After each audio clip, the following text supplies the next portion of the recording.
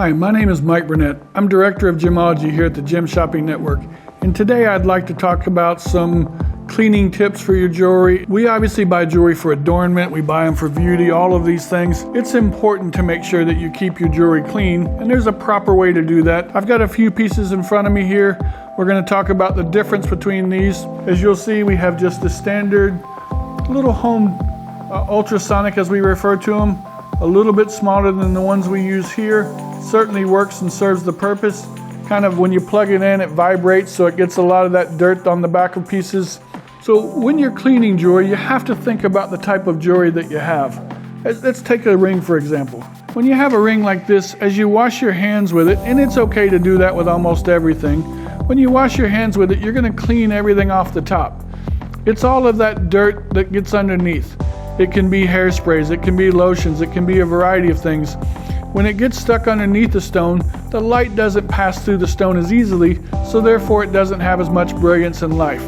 You take the little liquid here, and if you have jewelry liquid like this, great. If not, use a mild detergent. We're just going to dip it in the jewelry cleaner here. Remember, you don't want the water too hot that it's going to burn your fingers. Nice warm, mild detergent.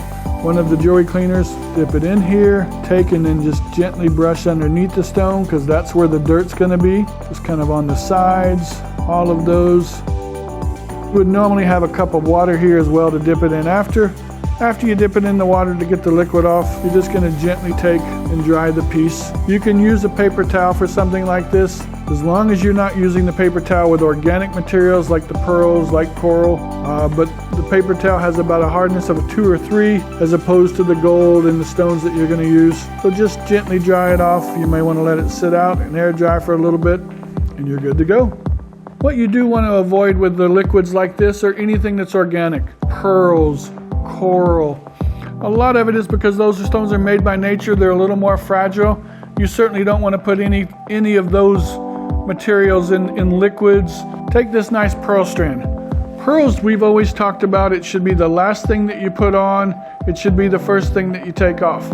And a lot of the reason for that is because since they are organic, they're affected by the chemicals that we wear. If you put your pearl strand on and then put perfume on top of that, or you have your lotions on it, it'll actually wear on the pearls and can kind of make the luster change over time. And actually, in some cases, some chemicals can do damage to it. So last thing on, first thing off. The best thing you can do with a pearl, since it has the natural oils from your body, is just take a nice little soft velvet cloth like this and just gently wipe it.